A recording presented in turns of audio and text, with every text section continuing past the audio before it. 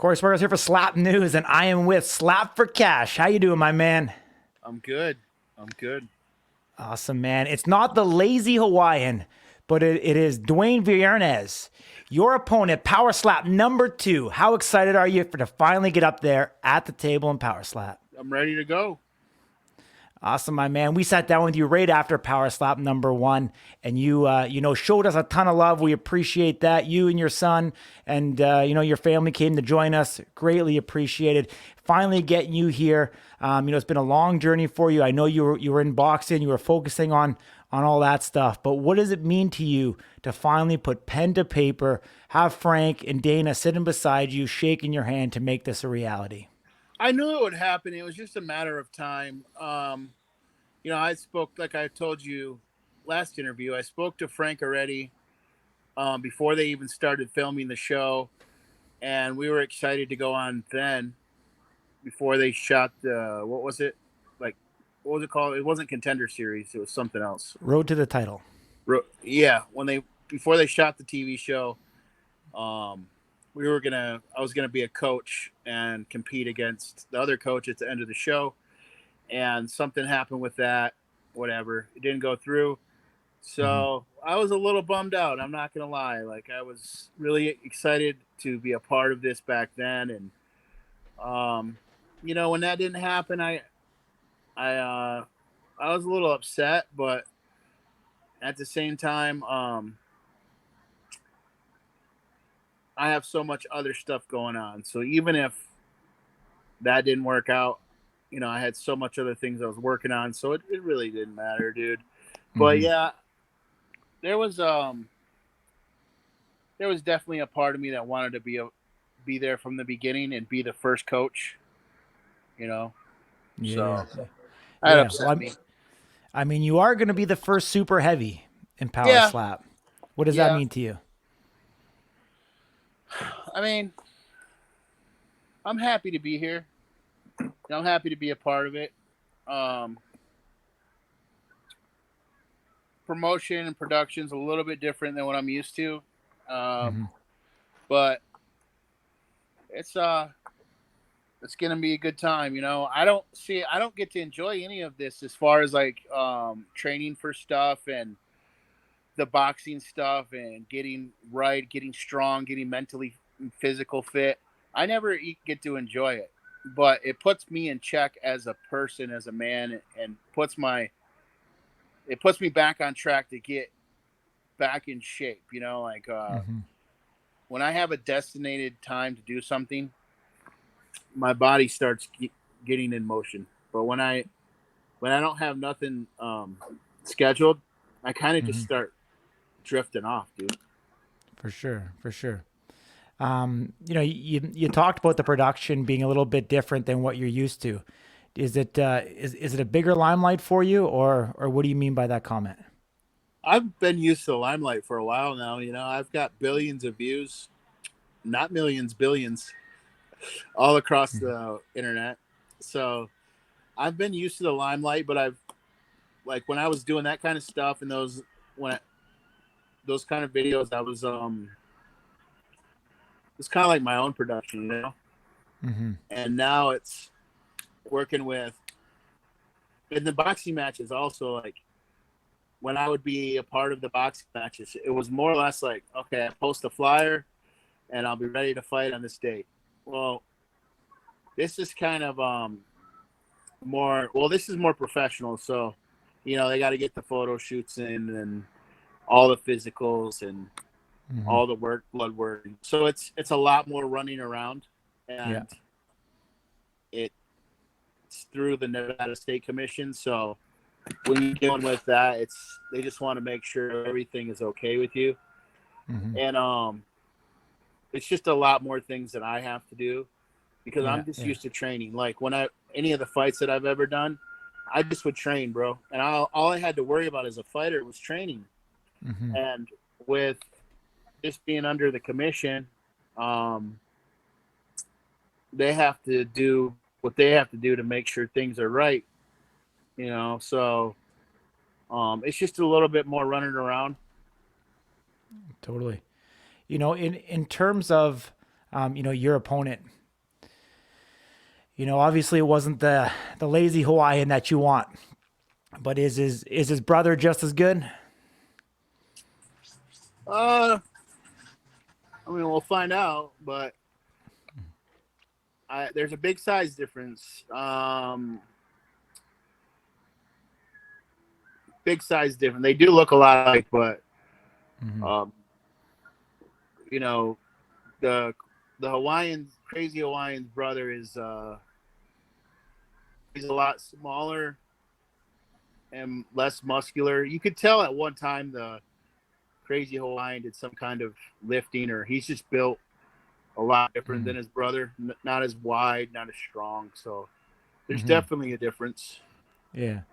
Did you ever see Dwayne in Chin Check and see what he brought? To slap fighting at beforehand? Because weren't you involved with that promotion as well? No, I was never involved in chin check. That was something else. I never even got invited to be a part of that. Gotcha. If I Um, did, well, there's so many people that message me. mhm. Um, they might have reached out, but as far as I know, I never was invited to be a part of Chin Check. I think they were just trying to build their own slap league or something. Gotcha. So I mean, at this point, are you kind of just going in as a kind of blind, I guess, against Dwayne? I mean, you probably haven't seen any footage of him. Have you talked to anybody about what potentially he could bring to that table? Uh, I'm pretty sure he's excited. He gets to perform and be a part of it. Look, man, a lot of these guys that have signed up for this, they don't have much of a following. They Yeah. didn't have a destination. A lot of them are um, fighters that didn't really make it in the combat Hmm. world, or didn't have the chance of getting picked, chosen by the UFC. So now that the UFC owns, or well, now that it's kind of part of the UFC, right? I guess you could say, because Power Slap doesn't have an actual address or a house. They don't have a Power Slap Apex or a Power Hmm. Slap Corporation, actual place where you can go, right? So being able to use all the UFC things that a UFC fighter could use, it kind of makes you feel like that. So a lot of these guys who didn't make it in the fight world, kind of like a second chance for them. Me, Hmm. I'm just here because a lot of people feel that I'm the originator. I built this shit, and from 12 years back, I've been doing these slap videos. And why wouldn't you bring me on? I mean, it's a win-win for everybody to bring somebody on who's been going viral before what before I can even remember. It might be even Yeah. longer Yeah. than 12 years. So it's a power move, and why not bring a guy on that everybody calls slap? I mean, it's just a win-win for Dana and Hmm. everybody who's a part of this. But as far as opponents and teammates go, I definitely feel like it's a second chance for those guys who Hmm. never really seen the limelight. It gives them a chance to really see the limelight, and Yeah. they do put a lot of the upside of it is there's a lot of money in promotion. They're promoting it as much as possible. They brought in influencers to help them. And they're doing things like how they should do. So anybody who Hmm. is a part of it, you know, they will be in the limelight. So Totally. We just seen the video of you signing the contract. I believe today. Obviously, the fights came out a couple days ago. When did you actually know that this was going to happen, and when did you sign the papers? um I signed recently. Frank didn't want me to release the video. He wanted me to hold it for a little bit, but Hmm. and I respected that. It's their promotion, so I'm a professional. At the end of the day, this isn't my first rodeo, man. Of I know course. how shit works. So if somebody asks me to hold a video, I'll hold on to it. But I signed maybe 2 weeks ago. I didn't say Okay. nothing to nobody because, like I said, word can travel really fast, especially with social media. So I wanted to respect what they asked me and Totally. kind of go by what they wanted for a minute. But once they announced me on the UFC website, you know, everybody started messaging me. I'm like, fuck, cat's out of the bag. Perfect Yeah, time yeah. to call my buddy up and see who wants to help me share this news. And Nick Diaz was one of the guys that didn't mind sharing it and doing a collab post on his Instagram. So that's what we did. We did a collab post and I put it out and then he put it out also. So Cool. Very cool. yeah. You know, so I mean, 2 weeks. We're 2 weeks are out approximately right now from the fight. So you know, you got about 4 weeks to prepare. Are you doing anything different to train for this? Um,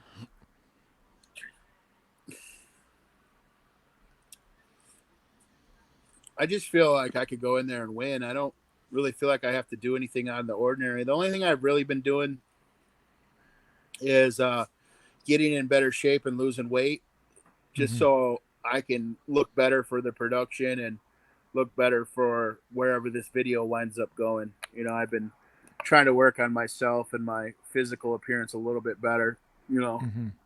So, but that's just based on my own feeling, you know. Sure.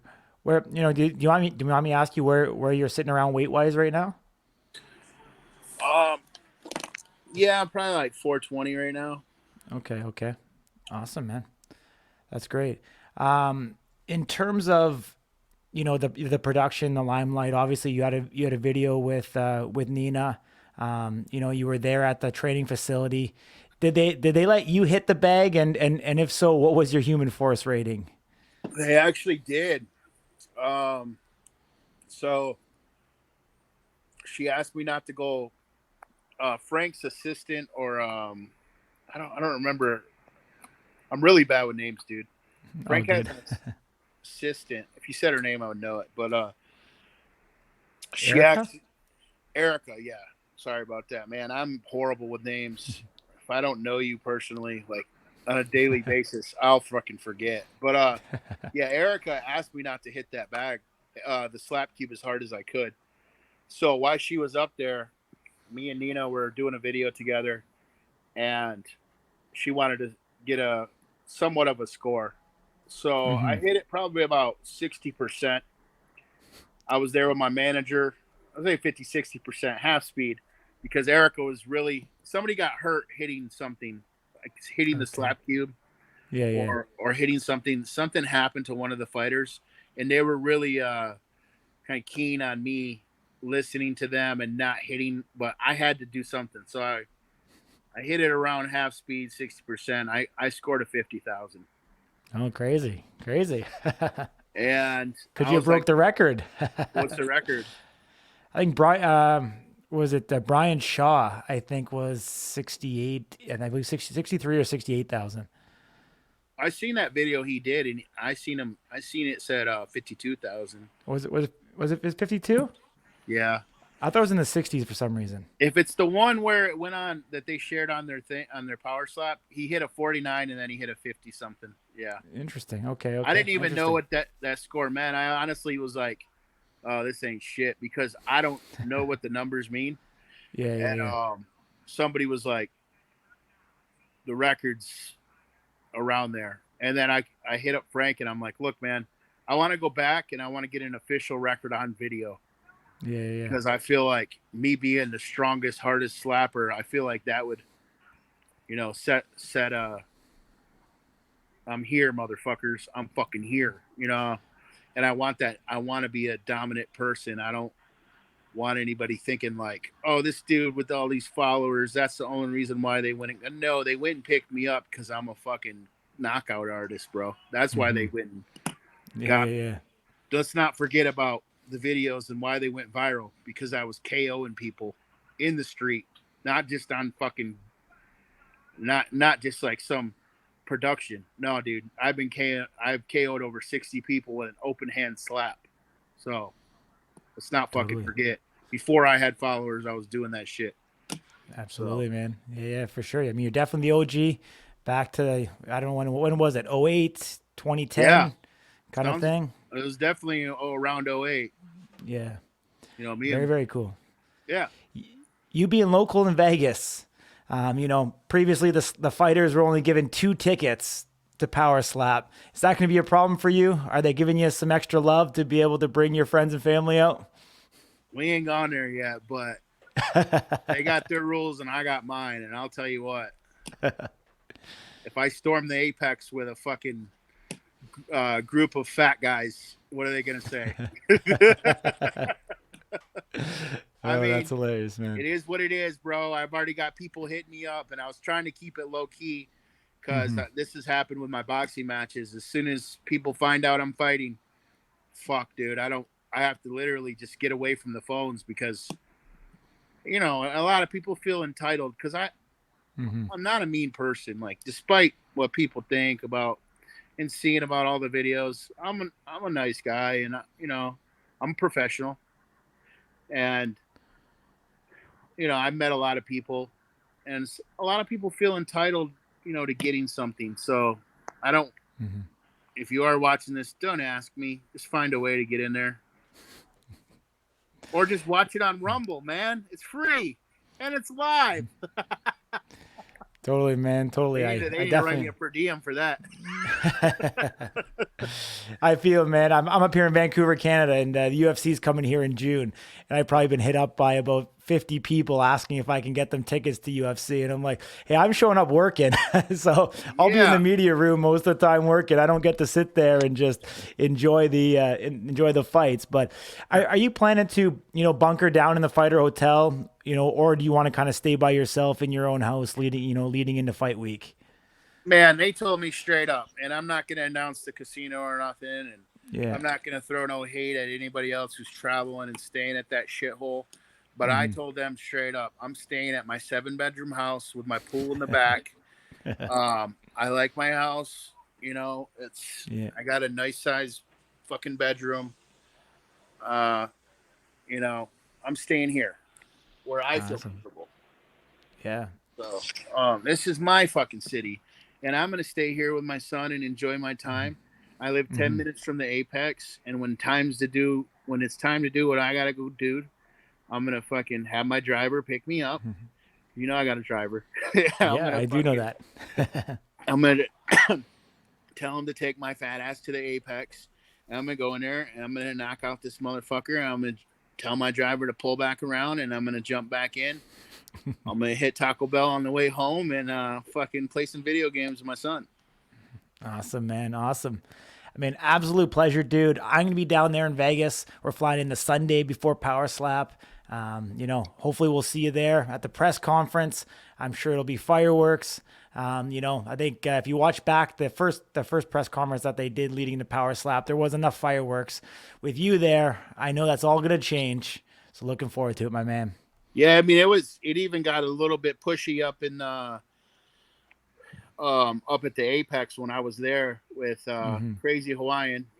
They put him and his brother right fucking next to me, and you know, uh, we winded up on stage after the show doing a face off. And let's just say, according to the Crazy Hawaiian, Steve will do it, seen us and said, that's the matchup right there. That's the fucking matchup to Dana.